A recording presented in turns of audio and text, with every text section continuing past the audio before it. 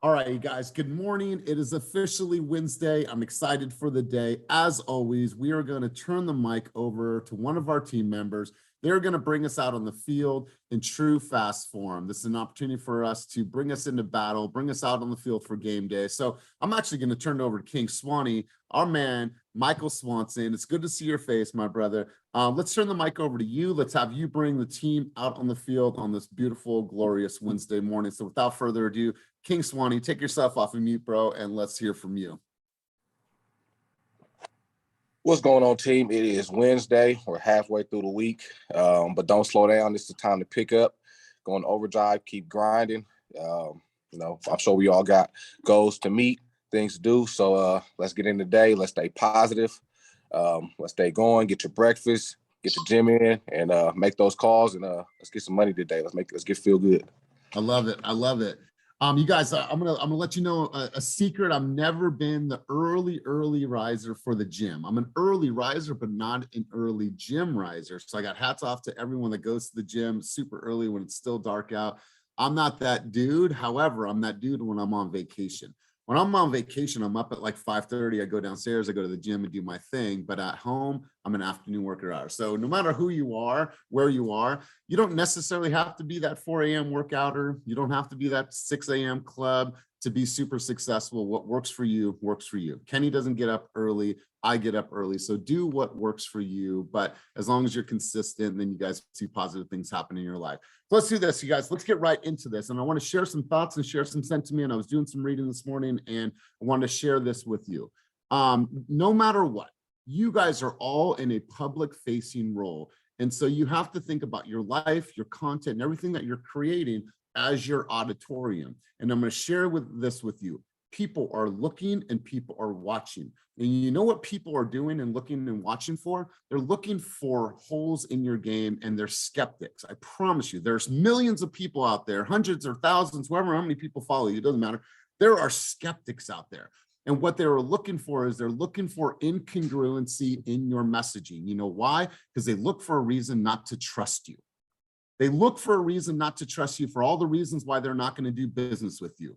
If Will in Tahoe was saying, I'm going to do this, I'm going to be a community advocate, I'm going to do this, I'm all about my family, but he's living a shit life behind the scenes, then someone sees him out like, God, dude, you're an asshole. Right? You say that you're nice and you do all these things for your community, but then I actually meet you and go to shake your hand and you're a dickhead to me. I promise you, that person's not going to want to follow you and do business with you. You are constantly on a stage in this business. Do not be a secret agent. Put yourself out there. But if you're putting yourself out there, you have to look at your messaging. You have to look at my messaging and say, am I congruent with the words that are coming out of my mouth with my actual actions? Right? I say, you say, I want to be a top producer. I want to do this. I'm going to be fit. And oh my God, 6 a.m. gym. Well, you look like shit. And I saw you at McDonald's 3 days in a row. There's no congruency in that message. So I want you guys to be cognizant of the congruency of your message. If you want to help people buy, sell, invest in real estate, why should they buy? Why should they sell? Why should they invest? If you want to be that person that's bringing up the community and you talk about hyping up your community and being a man or woman of the community, what are you doing about your community? What are you putting on social that helps your community? How are you going out there? What do we do about the fish in Lake Merritt? Like, there's so many things going on around us that if these are the things that are truly, truly important to you, is there congruency that with the words that come out of your mouth with your actions, right? If there's not, then make a change or just don't say those things. Just don't say those things, right? So I want everyone to be in alignment with the words that are coming out of their mouth and making sure that their messages are congruent. You know why? Because it feels good. Will's been talking about taking over North Lake Tahoe. He's a man of the community. He's waking up early. And you know what he did? He made a shift. He said, I'm just not going to drink for a little while. I'm not saying that I'm never going to drink again, because if you know Will, and if he's told his story before, he likes to have a good time. But he's a man on a mission right now. He joined the local association up there. He joined the Chamber of Commerce. He's going to be putting together a big event. He knows in order for him to be at his best, he needs to be congruent with his messaging. And so he's cleansing his life in order to be the best person. And he's speaking about these things. So you guys, I highly encourage you, implore you, push you. I want to make sure that you guys are backing your words up with your actions, right? You say you want to be a top producer. You say you want to change the game. You say you want to provide for your family in the biggest way that you possibly can. What do your actions say about the words that are coming out your mouth? You guys, I'm passionate about this because I always spend some time in the morning reading, and I read this and it sparked in me. So I'm going to share this thoughts, share the sentiment, and then we're going to get right into coaching for the morning. You're always on stage. Your business is your auditorium, but I want to ask you this. I want to ask you that why? Why after all the sales coaching you've been through, all the communication, all the readings, the investment in time, the true understanding of the sales process, and all this information that you get shared with on how to deliver and how to share with the world, right? You will know all these things. You attend these things. I see you guys. My question is, why do salespeople, sales professionals skip steps? Why do they not follow the flow?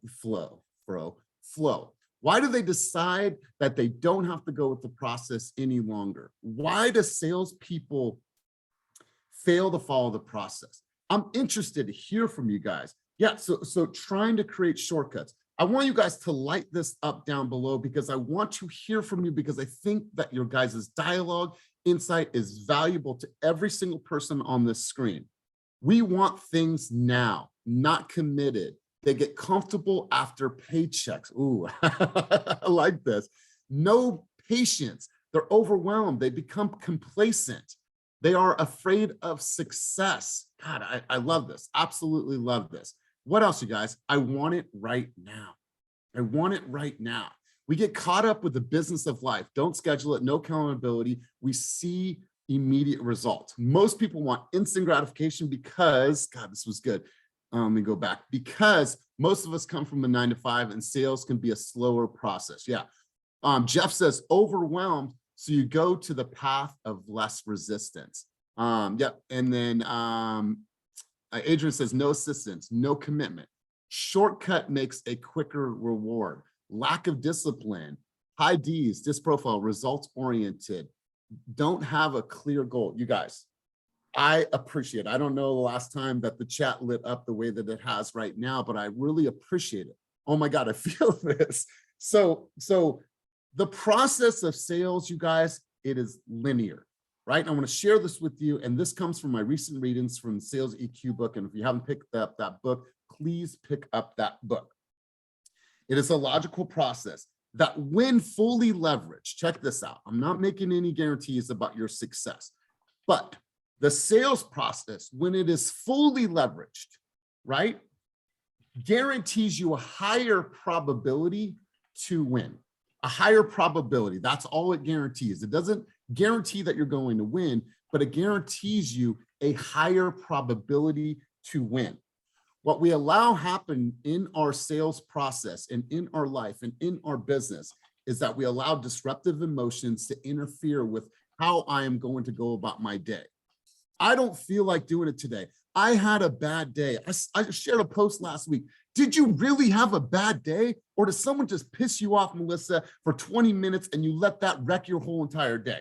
Did it really ruin my day? Or did I choose to stay there and like, oh, poor me. Somebody made me mad. Adrian pissed me off because she didn't come to my coaching session, right? Or did I allow it to mess up my whole day? Or was it just a time and or a place and time?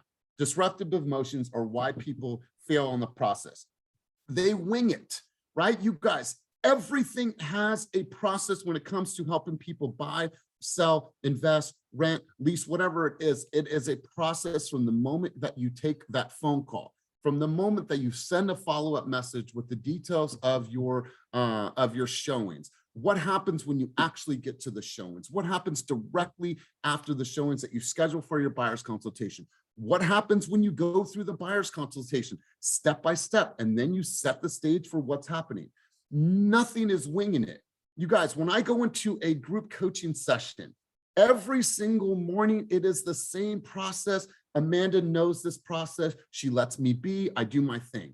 I wake up early. I have my 2 cups of coffee. I read. I write, I have a full cup of ice water. Before the mic goes on, I'm getting myself hyped up. So as soon as the screen comes on, it is a process, and I never, ever wing it, ever.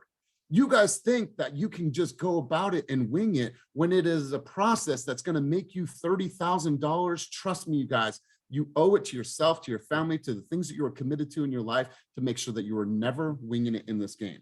Another reason why we don't follow the process is because we make the process too complex. I want everybody on the screen. We have people on here that have done 50 million. We have people on here that are searching for their first deal, and everywhere in between. Do not make the process too complex for somebody not to understand that is brand new in this game. Make it to where a fourth grader can understand the information. I want to know that if I share this information, can Will's daughter understand the information that I just conveyed to her, right? Can Michaela at 11 years old understand what I just told her about the buying process or the selling process or inflation or why interest rates are hiking up and what that means to consumers? Don't make it complex. Or the last reason why people don't succeed is they don't have a process at all, right? You guys should have a process from the moment you engage with the lead. There should be a process to your social media. There should be a process to working with buyers, converting leads, working with sellers, working with investment. Everything has a process. So I wanted to share that with you guys because I felt that it was a good opener. And let me go back to our chat here. I choose to have a bad day. We need to learn to gain control over emotions. God, I love that. Damn, call me the fuck out. Needed this. Okay. All right. So Daniela, I just saw your comment. What do you mean by that? If you want to chime in on that. And it says, we don't track the activities required to hit the goals that we say we have to hit. So Daniela, if something hit for you, I'm curious to know where your thoughts are. Yeah. Can you hear me okay? Yeah, loud and clear. Cool. Yeah, I've been the type of person that I've always just winged it and it's always worked out for me. But then now as you're saying it, I'm like, has it really worked out for me? Or am I just complacent with what I have going on? Like, it could be so much better if I had a process, if I prepared myself more efficiently, because I'm the type of person I could just get on camera and I wing it and it's been okay. But how much better would it be if I would actually prepare myself beforehand? So it's just like, and I wasn't gonna get on coaching today. I was like, oh, I would just listen to music on my drive to San Jose. But damn. Here's the thing, Danielle, imagine, because you're already great. But imagine if you changed it 1 degree and you put yourself in exceptional and you can gain even more traction, have more business, have more engagement. Like that 1% could make a massive improvement in your life and business. And so you guys, I'm not a person that is speaking about this out of theory, right? There was a time where we didn't have systems around even this process here of coaching, right? Now, when we get asked to speak, you guys, that is a process. The slides, the intro, the when do I turn the mic back over to Kenny? How do I engage the crowd? Like, it's all a process because I want to make sure that it's the best that it can possibly be. So Daniela, I'm so glad that you chimed in. Daniela, same. This is making me realize you need to put an SOP and business plan into place as soon as possible. This is a great wake-up call. Thank you for putting the link into the chat for the book. I appreciate that. And I give all credit to Ernesto for turning me on to this author. Let's see here. All business is customer service. If you're unwilling to serve your customer, you don't deserve their business. Ooh, I like that. I like that. So you guys, really great stuff. I wanted to kick it off with some of these thoughts and some of this dialogue. And what we're going to do now is we're going to shift our thoughts and the focus into open houses. I think that we're missing huge opportunities out there. And when I'm hearing these teams that are doing massive open houses and really giving that open house more shelf life, they're doing this process. I want to share this with you. Before I do, Christina says, guilty. I wing it all the time, working on my process. Lauren McLean has great foundation for this, staying coachable. Absolutely. And here's the thing. Look at how Christina is crushing it in the game. And she's saying, she's done a lot of that by winging it. Imagine if she just said 1% different. what can that mean? Maybe that's 5 more deals in the year. Maybe that's 10 more deals. Maybe that's a cool extra $70,000. What does an extra $70,000 do for you, for your family, for your vacations, for the time you spent on wellness, all the things that you truly want to do by making some minor shifts? So I'm glad that we're getting high engagement on this because, sometimes you never know, but just look at the chat. If you hopped on the call a little bit later, go back and look at the chat and see what the questions or the answers were to this, because we had some great dialogue. I saw a hand up, but then it went down and I didn't have a chance to get to it. Did somebody have their hand up that wanted to chime in or contribute anything before we cruise on? Hey, Elias, it's Jaya. Jaya, what's up? So I was just saying, you were saying, like, do you choose to have a bad day? As somebody that has spent like thousands and thousands of dollars, hours, and effort overcoming PTSD, it is insane how much longer it takes as like coming from that scenario. It would literally, certain events would take me down for 5 days. And now I'm at the point where they literally can only take me down for an hour to 3 hours. And it is such a conscious decision and it is so difficult. And if it takes you 20 minutes or a half hour, know that, take that time and then work on the next time. What process did you need to do to make that shorter? Because sometimes, depending on what it is or what it has to do with, it might actually take you a little bit longer to process. And if you give yourself that grace and you understand that you need X amount of time, and if that's not an acceptable time for you, then work your ass off to do it. If I took it down from 5 days to three hours, then you can take it down from 1 day to a couple hours. Wow. And I appreciate you saying this because I have full sympathy and I'm empathetic for PTSD as well as depression. And sometimes when we're depressed, those things linger a little bit longer until we find ways to cope and manage that and release that in different ways. So Jay, I really appreciate you chiming in on this. Chris Edwards, Big Dog, you had your hand up. Let's hear from you. Good morning, Team Fast. So we're on the topic of open houses right now. And I hear what you're saying about, get out there and form your plan. But every time I've had an open house, it has been very unsuccessful. And I know it's like, how are you marketing it and all that stuff? But it seemed like every open house that I get is 3, 4, 5 blocks within like the actual main freeway. So it's like, I don't get any traction. So, and I'm kind of getting discouraged, right? Because it's like, okay, 1, 2, 3, 4, and I got more fingers than people that showed up. So it kind of gets frustrated. So I'm getting out of myself right now, putting my pride to the side. Anybody that has an open house that is successful with open houses, is it okay if I tag up with you guys so I can see what a successful open house looks like? Because I don't know, I put all these nice little snacks out and I do the video and I'm outside, hey, come on in, door knocking, but I'm not getting the traction. So if anybody out there that has success with this is like you've turned over clients, I'm asking, can I meet up with you guys on Saturday and work with you guys? Is there anybody out there who's willing to help me? Yeah, you got some messages here. Ernesto says, let's catch up. You have some information here from Will. I noticed partnering with a lender helps me at open houses. Antonio has the same sentiment as you. It can be with any firm, pick your location, market on Facebook, boost posts week before. I don't think you suck at open houses and need to do way better. I just think there's room for improvement. So good, I'm glad that we're having this. Attend open houses this week and see how others are doing it. Open house attendance is low in some spaces and high in other spaces. Ernesto just put his number there, Chris. Location. Cool. Let's go to Theresa. Right now. I appreciate this, everybody. Thank you. Yeah, you got it, bro. And let's talk about this. So Carmen, you put something here that I was going to touch on, but I'd rather you talk about this.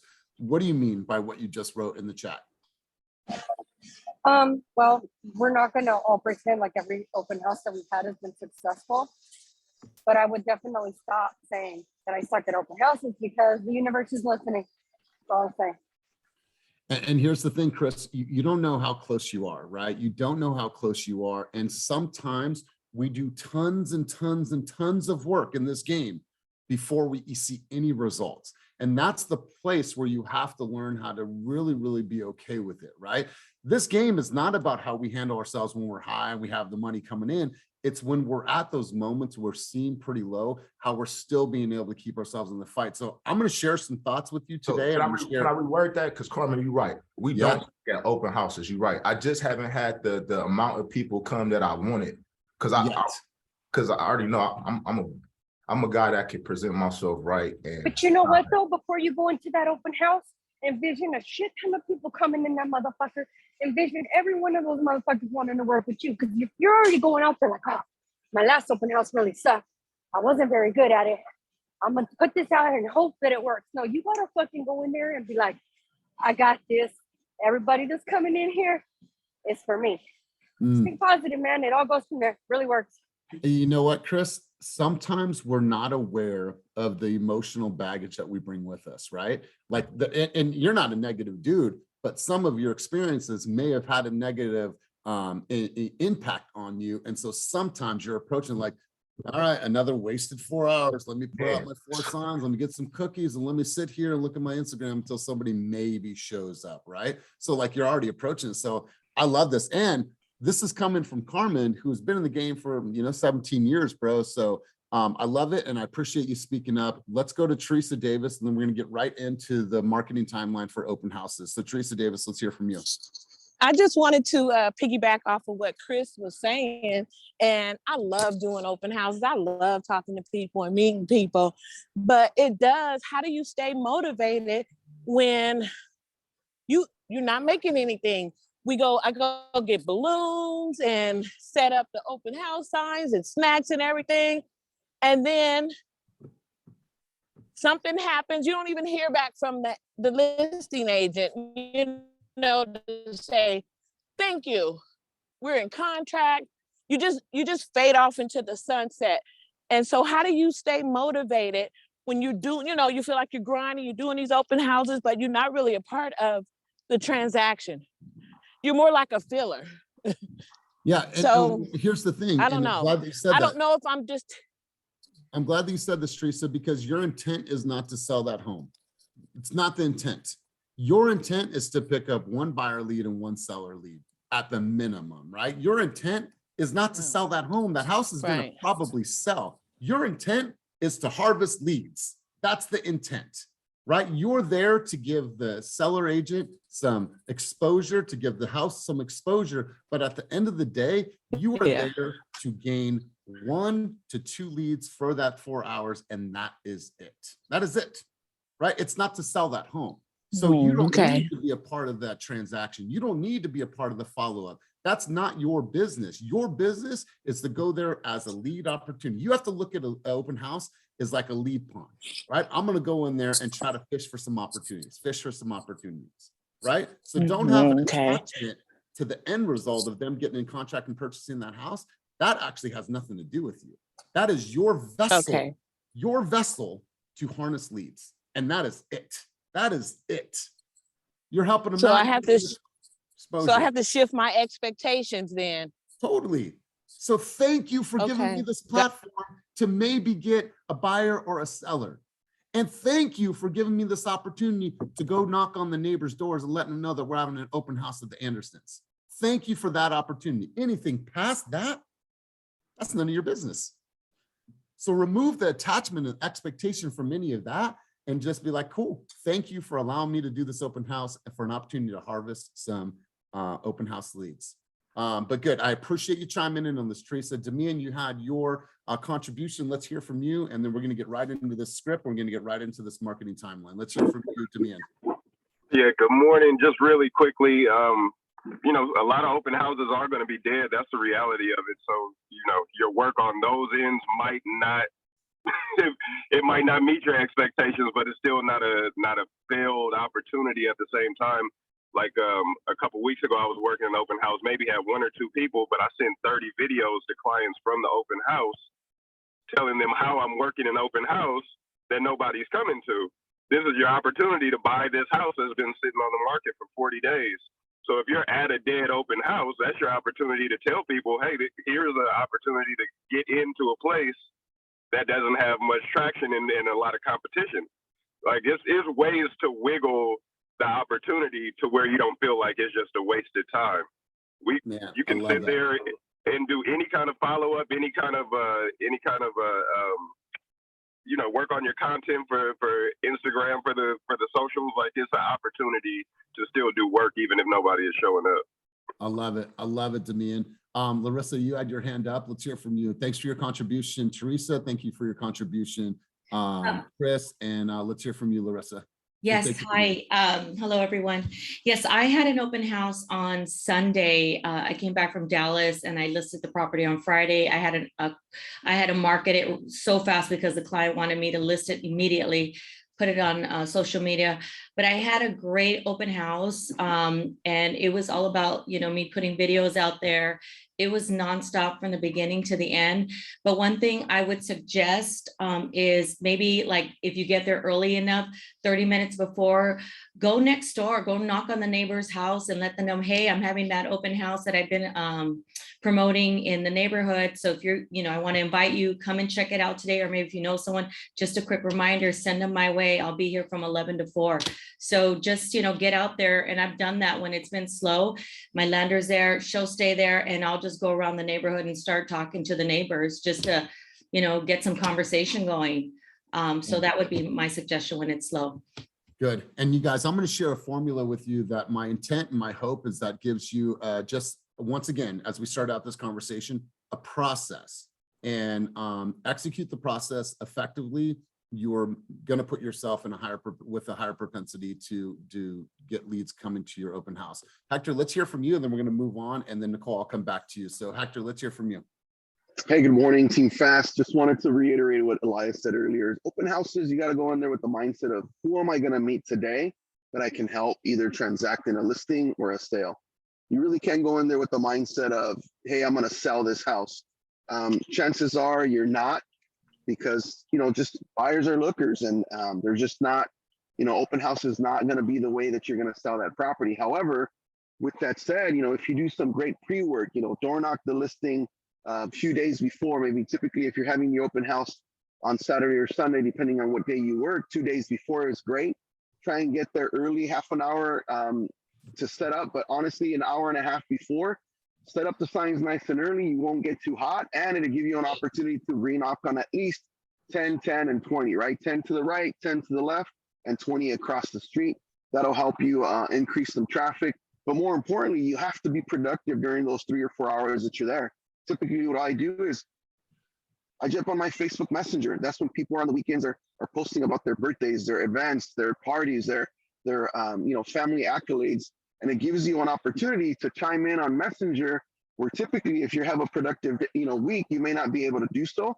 And it's a great opportunity for you to kind of catch up on a personal level. So at the very least, you don't walk away with like, man, I just wasted 4 hours. No, you just invested 4 hours in your circle of influence, your past clients, your sphere of influence, your friends that are the ones that are going to transact with you on a high likely level. So just kind of do that. That's been my experience with my open houses.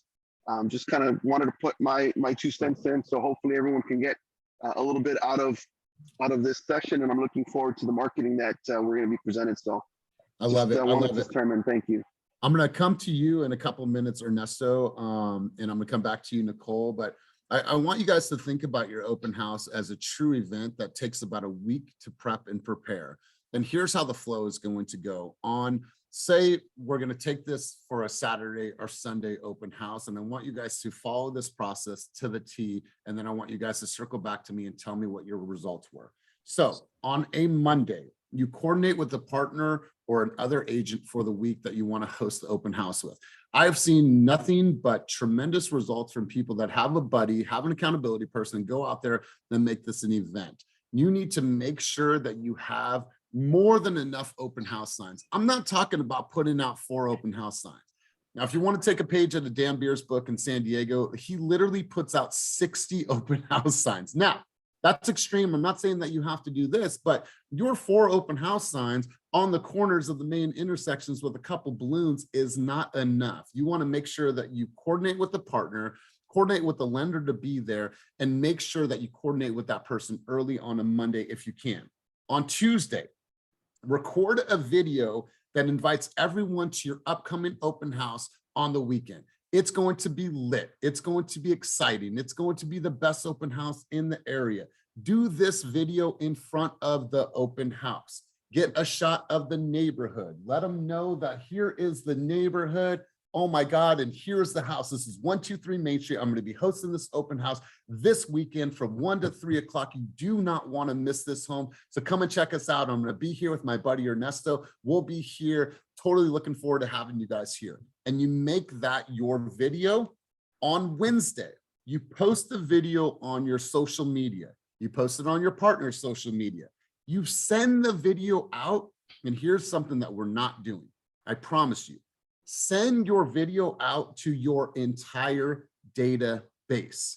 It doesn't matter if they're 6 months out, 5 months out, they're past clients. You send it to your database, to your sphere, to your past clients to let everybody know that you are having this open house.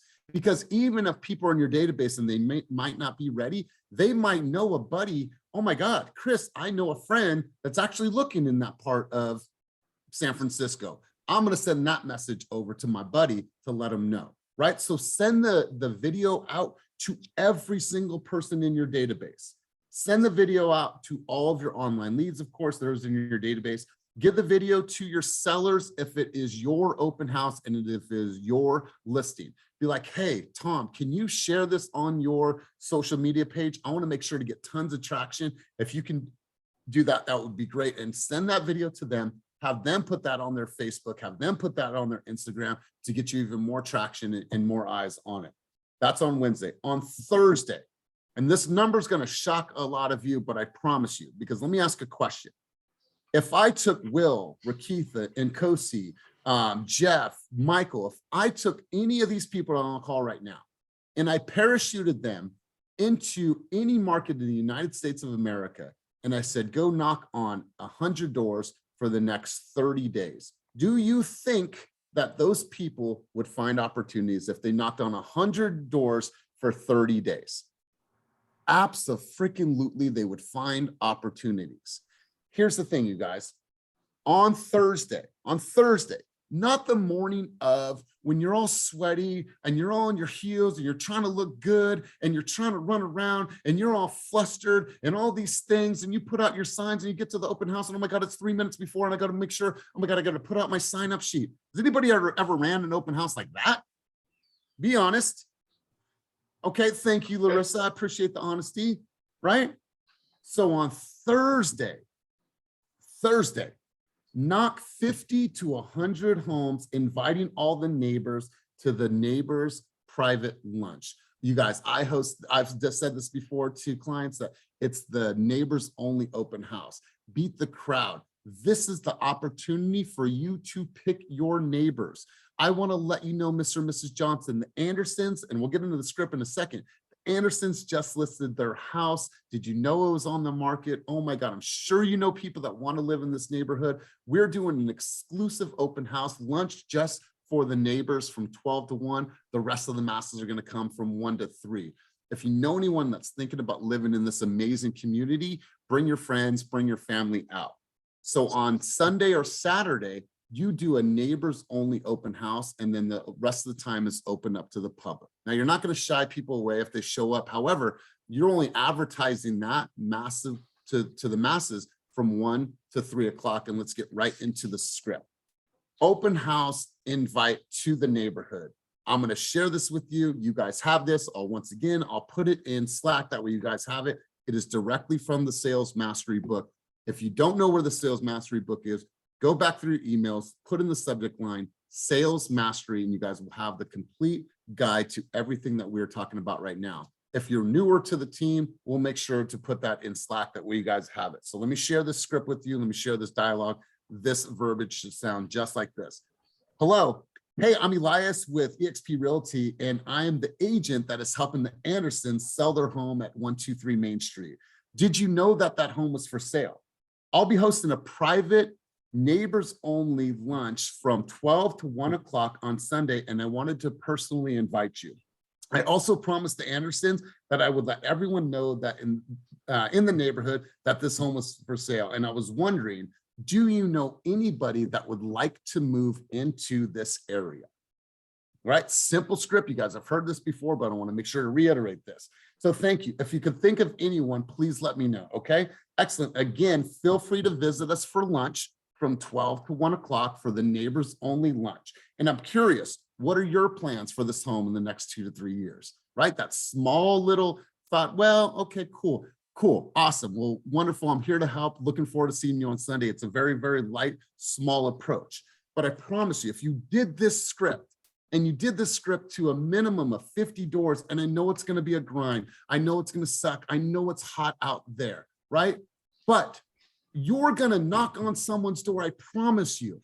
And they're going to be like, the Andersons they're moving to Arizona so they can be closer to their grandbabies. You guys know that homes have appreciated 22% in this neighborhood over the last year. Yeah, so they're moving. Wonderful. So come by the open house. And I'm just curious, what are your thoughts what are your plans with your home in the next 2 to 3 years? Like, you are softly approaching that conversation, but you're not leaving without even asking that. And you do that. And it's not that you're necessarily may book an appointment, you may, but you're going to get tons of information that you can then go back, put in your CRM, and continuously follow up with those people. Give them market updates, share with them what's going on, put them in HomeBot, become that person in that community that is known. I promise you, if you guys follow this flow, and this is coming from some of the top teams in the entire world, I promise you, you'll see more success and you'll have a longer shelf life through your open house. Omar, let's go to you, and Nicole Penland will come to you. And I'm going to read the chat in a minute just to see what was written. So Omar, let's hear from you. Good morning, everyone. Yeah, I want to touch a little bit on the open houses and door knocking. I used to door knock 45 minutes before my open house, and I would be super sweaty and just really tired, winded, and kind of felt rushed. I was going to host an open house, or hosted an open house with Cynthia, and she took me door knocking on a Thursday before. And that I've never talked to as many people as I did that day. And I genuinely think it's because I wasn't feeling rushed. So it was more about actually getting out there and meeting the neighbors and inviting them to open houses. And a strategy that Cynthia kind of shared with me that I'm going to share with everyone is, before you go to the door, you kind of just analyze the home and you pick like two things that you really like about the house. So when you do invite them to your open house, they're like, oh, well, we're not looking to sell or buy. And then you kind of touch off that, oh, well, this landscaping is beautiful. I wouldn't think of selling either if I had this really nice, blah, blah, blah, blah, blah, etc. Well, we do work with, so-and-so. If you ever need a second opinion, my number's on the flyer. So then you're kind of top of mind. We're like, oh, well, they said that XYZ was amazing, but maybe I do need a second opinion. And it just opens the door to a more of a flowy conversation as opposed to like sales. Totally. I love it. Like full situational awareness. What car do they have in the driveway? Do they have a classic car underneath the tarp? Like, what's under there? Shape of it. I think it's an old Cadillac. Like, be able to, like, before you knock on, you've done an audit, and then that way you have something. Like, rapport should be able to be gained instantly, because you're certain when you walk up to that door. So Omar, I appreciate you saying this. Nicole, you had your hand up. I don't know if you're still on the line. Nicole Penland? Okay, cool. We'll keep cruising on. We have quite a few different things here in the Yeah, chat. I'm here.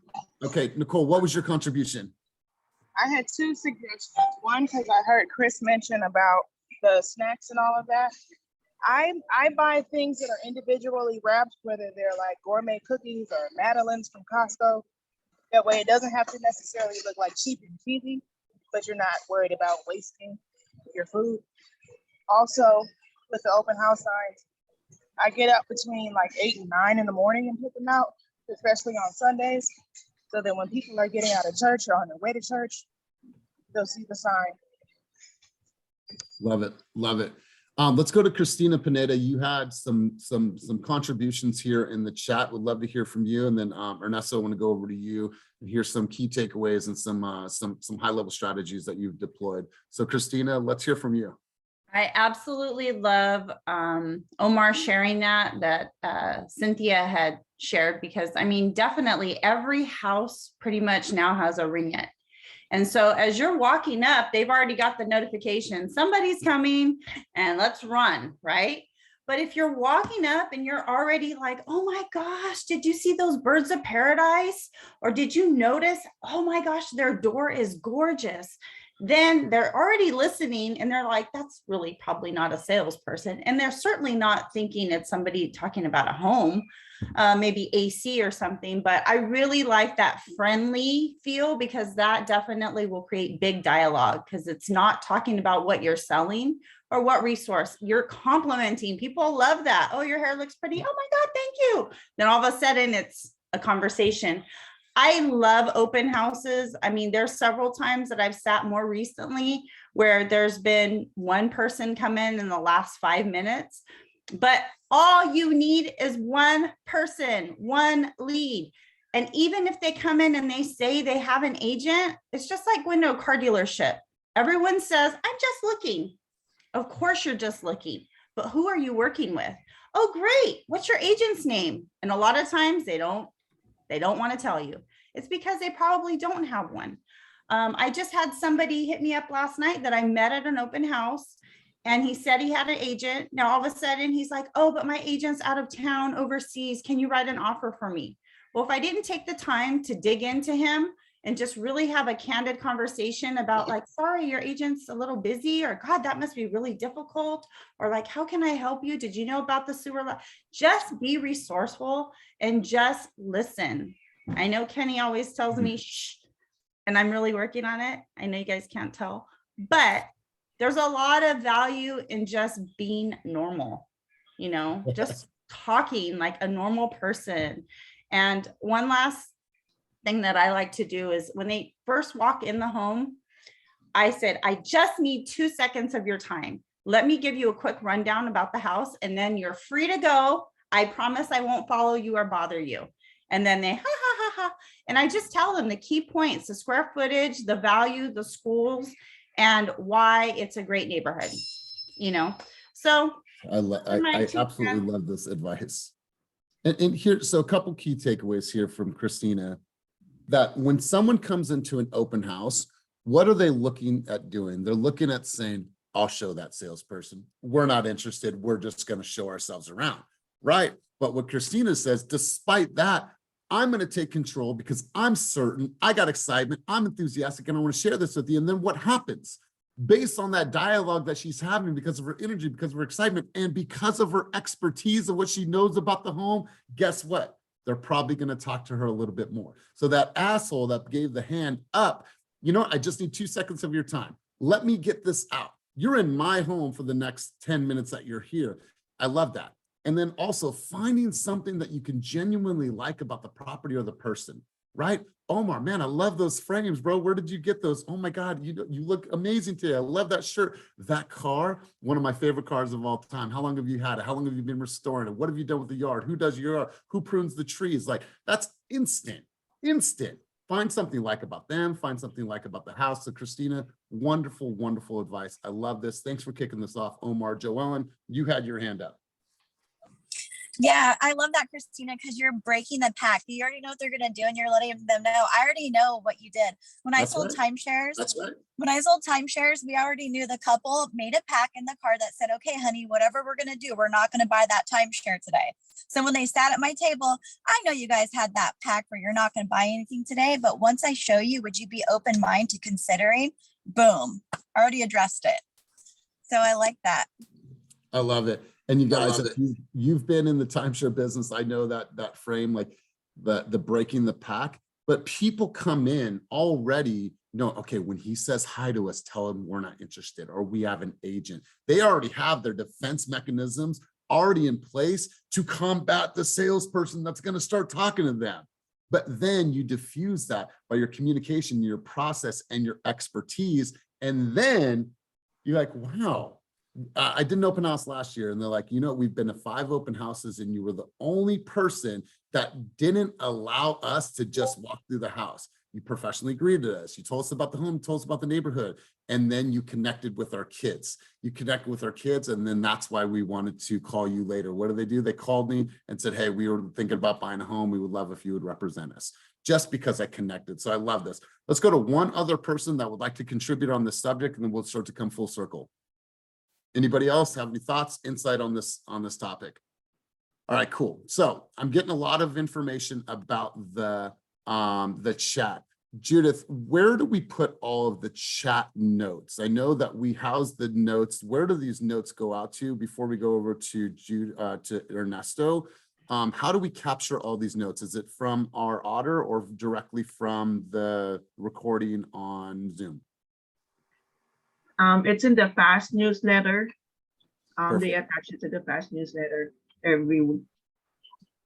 Awesome, awesome. So you guys will have all of this, and then they can go into fast class as well. Absolutely agree. So let's do this. This is your love language, Ernesto. I love that you said that. So let's hear from you as we come full circle in this conversation. We'll go over some key takeaways from the group. Yeah, so for me, a couple things. I like to lead by example. I don't ever want to like spiel about something that I don't actually do. So you guys remember I had a high school kid who was a mentee of mine. I think he was 16 years old. And we were in the office doing this every Wednesday. So if anyone who's in the office with me, I'm going to talk about the topic of fishing for open houses. Secondly, being in the open house is not enough. And I know that a lot of us think that it is not enough. I recently hosted some open houses with Mauricio, who is a new member to our team. And initially he had offered to host it for me, but it's been a while since he's been in the industry.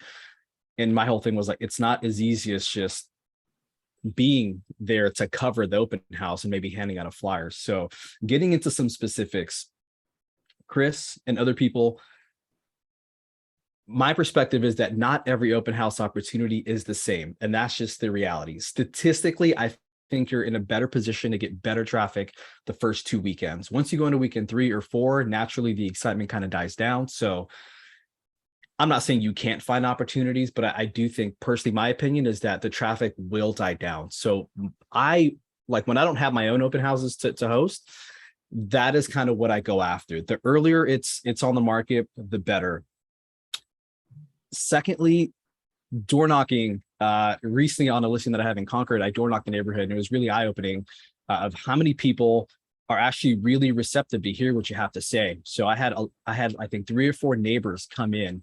One of them, I learned that their son was getting pre-approved through some lender who wasn't giving him good customer service, made an introduction to a lender. Another neighbor was having issues with her air conditioning. She's like, do you know anybody? I said, absolutely, I do. She came into the open house. So the big takeaway there is that, are you going to bother some people? Sure. Are some people going to see you through the window, not let you in? Absolutely. There's a lot of people that are actually going to commend you for being that one person who is out door knocking with a smile in the heat. That's going to say a lot about your work ethic and who you are as a person. And you're going to find some of those people. Third, when I'm in the open house, like my goal is to help people. I only want to help people that want to be helped. If they don't want to sign in, if they're like, I already have an agent, that's fine. Honestly, I don't even want you to sign in, because if that's how you are already, you're going to be difficult to work with. But I'm always just asking open-ended questions. One of my favorite one is, where are you in your home purchase journey? It's just open-ended, and they'll just spew out random things. Oh, we're working with an agent. We're really happy. My agent was busy. Cool. Awesome. Oh, we're confused. We don't even know where to begin. Awesome. Maybe we can schedule a virus consult. I find myself giving people advice on different lenders to work with based off their scenario. So if you watch me in an open house, I'm just asking open-ended questions, and I just want to see who needs my help and what help I have that can actually benefit them. So that's my mindset. I don't feel guilty, right? I'm not bothering people. This is an important one. You have to follow up. Like, you have to follow up. Follow-up, boss, is non-negotiable. Like, recently I was having a conversation with Mauricio, and I told him, I was like, dude, you won't believe it. I'm calling everybody, once a month like I'm supposed to. And 2 people have already purchased a home with somebody else. And guess whose fault it is? That's my fault.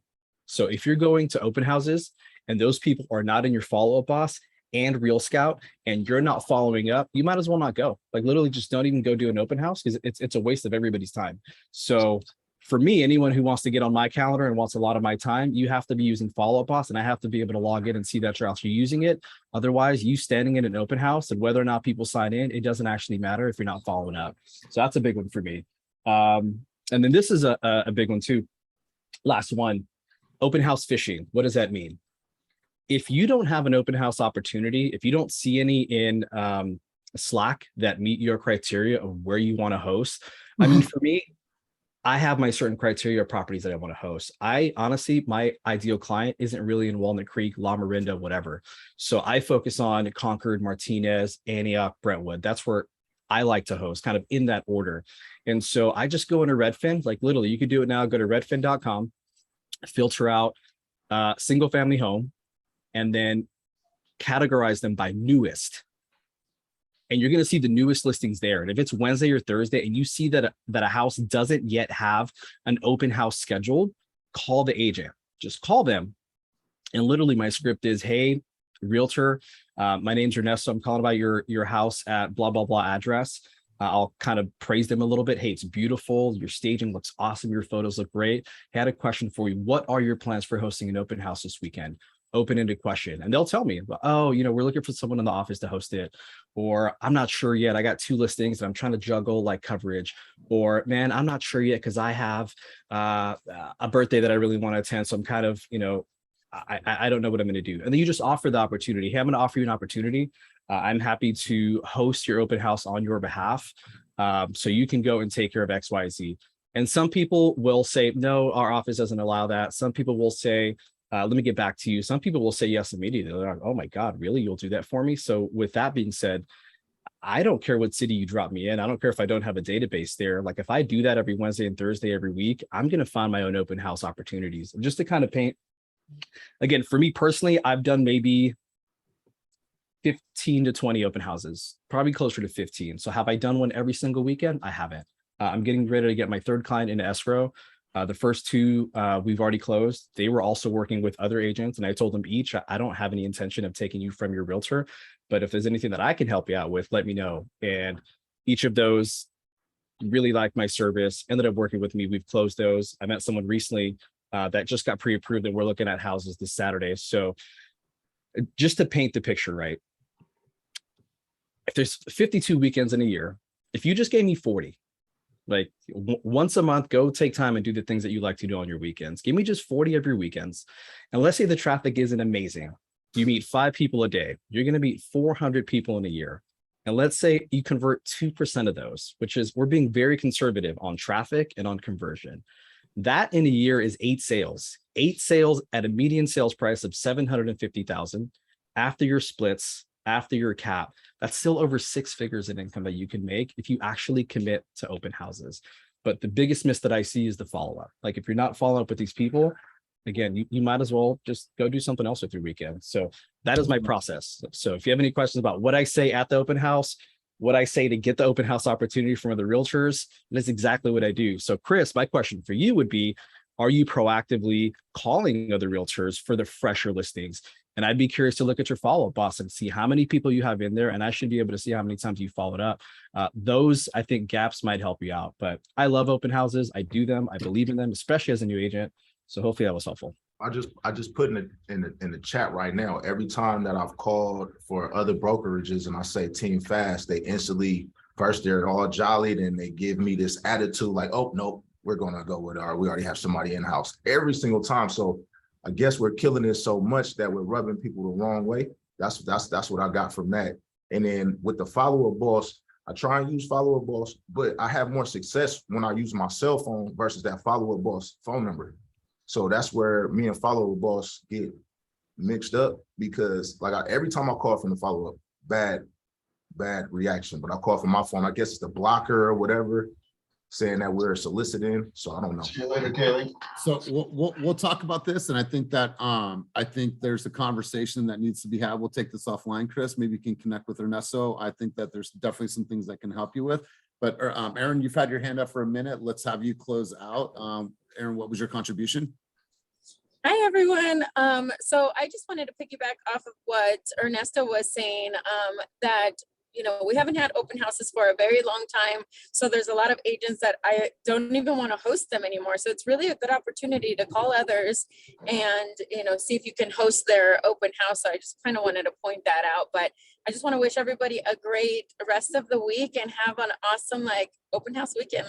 Let's keep a tally of who's working open houses this weekend.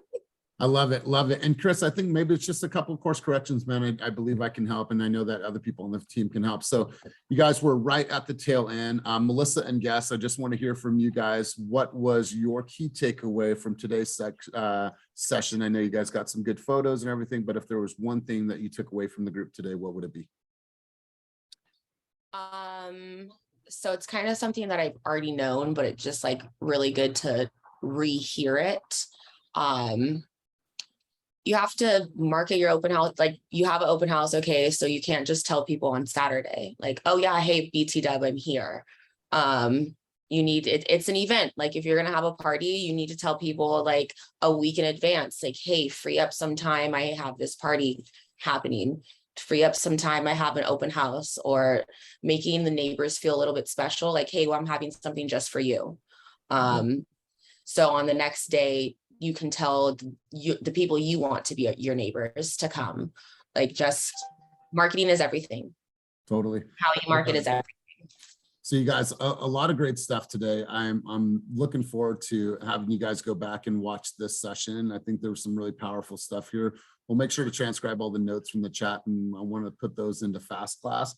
But remember this, you guys, like follow the process, right? Like don't do the things that we said were the reasons why we took ourselves off track, whether it's being lazy, whether it's complacency, whether it's looking for the shortcut. Like there is a process to giving you a higher probability to win in this game, you guys. And if you follow it and you follow it to a T, you know those people that like, oh my God, every single time it's the same process, but like, look at the results. Look at the results, right? So I want to say thank you guys for showing up today.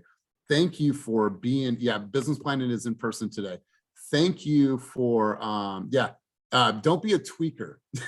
And I'm not saying like a method, but like somebody said in our Santa Cruz, like, don't tweak the process, right? John's like so many people want, oh, I want to tweak this. Well, don't be a tweaker. Just follow the process because it works, you guys, and it's worked and it will continue to work. So I just want to say to you guys, thank you for showing up. Today we had, at one time we had 100+ guests on the call for a Wednesday. That is amazing. Thank you guys for being here. I appreciate you more than you know. I'm super, super grateful for you guys' time, your effort, and your energy, and most importantly, your contributions. We're next level today. So thank you for all of your contributions. Thank you for all your time. You guys go out there and absolutely crush your day. And I'll see everyone in the office this afternoon if you'll be joining us for in-person business planning. Peace.